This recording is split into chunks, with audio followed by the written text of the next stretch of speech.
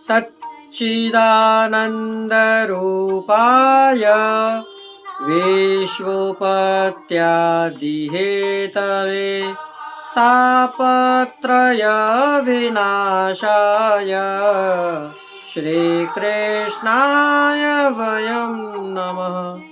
जय श्री कृष्ण, राधे राधे, जय श्री वल्लभ प्रियजनों। दास का प्रणाम स्वीकार करें। आज ये दास उपस्थित है आपके सामने पुष्टि लहर यानी कि पुष्टि प्रश्नोत्तरी को लेकर।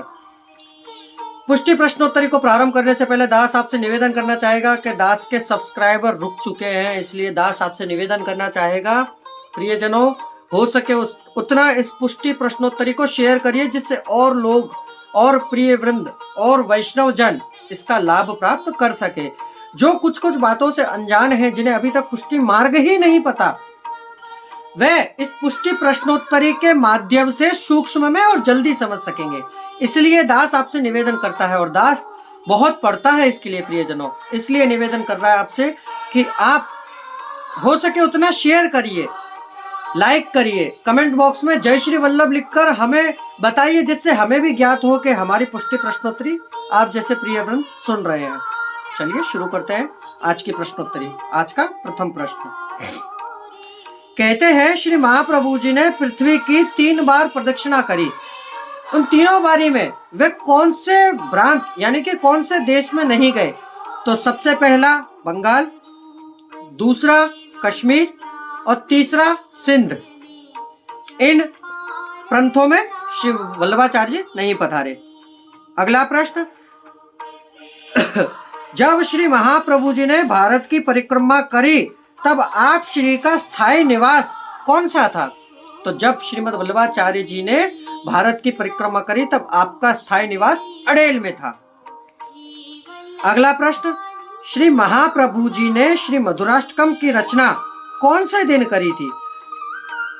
साल कौन सा था? तो इसका उत्तर है, श्रीमद् वल्लभाचार्य श्री महाप्रभु जी ने मधुराष्टकम की रचना सन 1549 के श्रावण सुद एकादशी के दिन करी थी। अगला प्रश्न, श्री महाप्रभु जी के पश्चात महाप्रभु जी के गादीपति कौन थे? तो इसका उत्तर है, श्रीमद् वल्लभाचार्य जी के पश्चात गादीपति श्री गोपीनाथ जी थे। अगला प्रश्न, श्री यमुनाष्टक ग्रंथ श्री महाप्रभु जी ने लिखा, तो उसकी अंतिम पंक्ति कौन सी पंक्ति के द्वारा वह सिद्ध हुआ?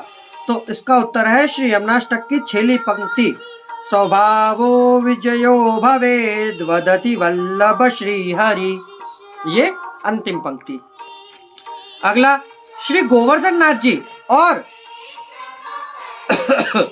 श्री गोवर्धन नाथ जी के श्रीअंग के ऊपर जो सर्प जैसा है वह क्या है? इसका उत्तर है, श्री गोवर्धन नाथ जी के श्रीअंग के ऊपर हस्त के ऊपर जो सांप जैसा है वह शेषनाग वैजंती माला है। अगला प्रश्न, पुष्टि मार्ग में आरती कितनी बत्ती की होती है? आप लोग जब आरती करते हैं तो गोल बाट होती है, हमारे पुष्टि मार्ग में बत्ती होती है, लंबी बत्ती।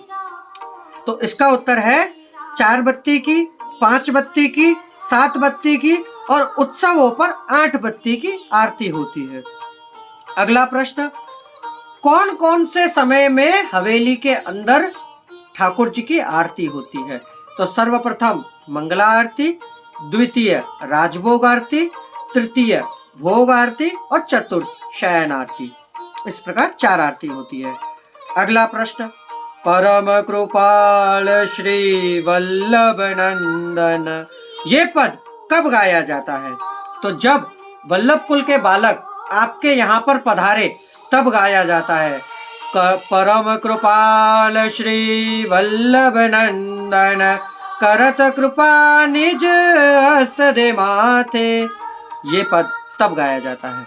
अंतिम और लास्ट प्रश्न, आरती हवेली में जो हम आरती करते हैं वह किस भाव से होती है? तो इसका उत्तर है, श्री यशोदा जी जब ठाकुर जी के ओरना मतलब जब नजर बलैया उतारती है, जब विरह का ताप होता है, उस ताप से यशोदा माता जी उनके ऊपर न्योछावर करती है और आरती उतारी है। तो आरती विरह के भाव से आरती होती है जो यशोदा माँ करती है। तो प्रियजनों, ये थे पुष्टि प्रश्नोत्तरी के आज के प्रश्न।